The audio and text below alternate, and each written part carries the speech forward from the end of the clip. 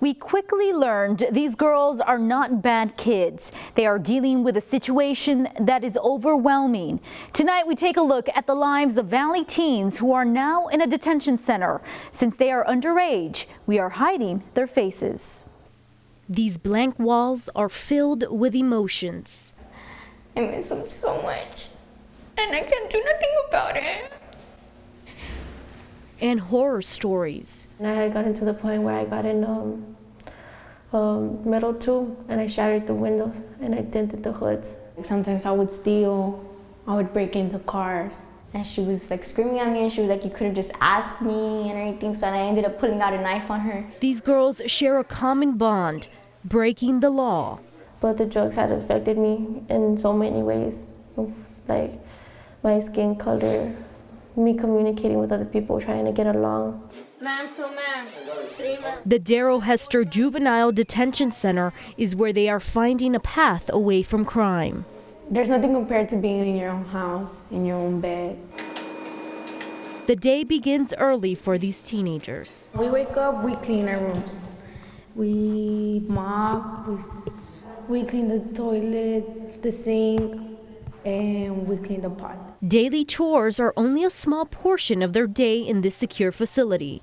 Education is top priority while juvenile supervision officers keep a close eye on them. Believe it or not, some of the girls say being here is better than living at home. Somos como hermanas en fin de cuentas, porque estamos viviendo aquí, comemos juntas. Despite the crimes they've committed, they are still children.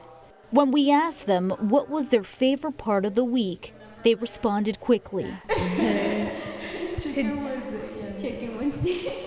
It's not bad being here because they don't treat us bad. There are many reasons why these girls end up here. Obtaining drugs from cartel members, minors in prostitution are some of the examples. But what led them to this lifestyle? That's something only they can explain. ¿Cuándo comenzaste a hacer las drogas? Desde los 11. This 15-year-old grew up in a bad neighborhood where violence and drugs were commonplace. She claims her father was an alcoholic and used drugs. Pase y tomar, pase y tomar, pase y tomar. Mis hermanos también. Her brothers were in and out of jail. Ahora entiendo que ellas no son amigas. La verdad, nunca fueron amigas, nunca. She tells me she ran away more than 10 times.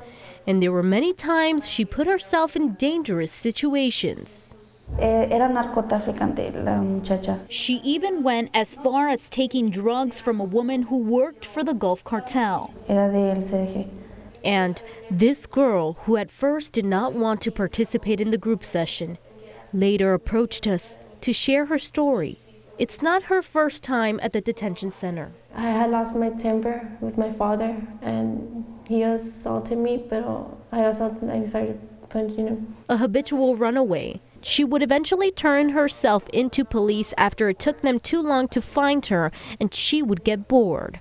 And I was still in this, I was like real close from my house, and they never found me. This young girl says she started using drugs when she was just 14 years old. I was popping bars, rolls, rochas. I started smoking weed, Joes, then I started smoking synthetic. While most girls her age are trying to get through high school, this teen says she was trying to avoid abuse at the hand of her trusted family member. And when I used to be with her, I was abused, and she just hit me out of the nowhere.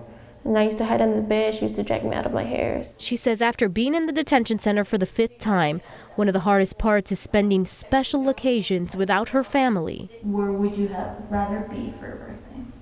My home with my family.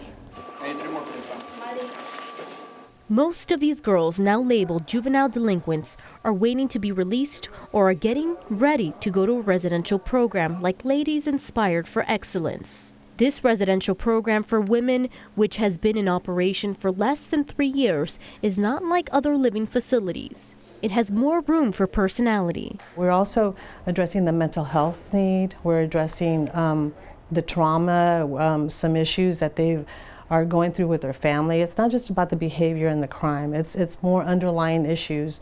So we wrap it around with a lot of counseling, a lot of activities. Deputy Director Rose Gomez says running the program is hard work.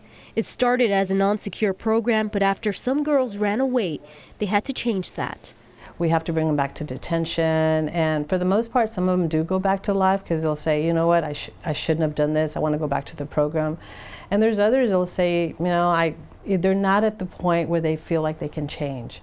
The problem is that the closest shelter to the valley is in Corpus Christi, but that soon may change. Officials at the facility say these girls realize what they've done is wrong, and they do want to change. Tomorrow, we take a deeper look at the struggles these girls face, and we get an exclusive look at a new facility that is opening up in the valley that aims at helping these teens, especially those who run away. Tiffany Huerta, CBS 4 News and ValleyCentral.com.